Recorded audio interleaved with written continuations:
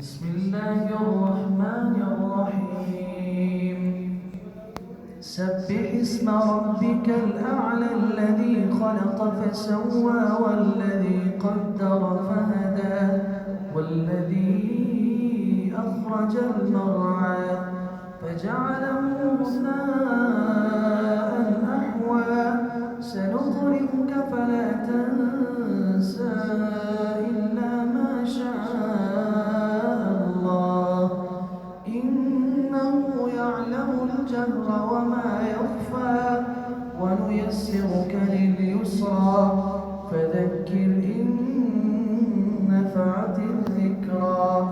سيذكر من يخشى ويتجنبها الأشقى الذي يصلى النار الكبرى ثم لا يموت فيها ولا يحيا قد أفلح من تزكى وذكر اسم ربه فصلى بل تؤثرون الحياة الدنيا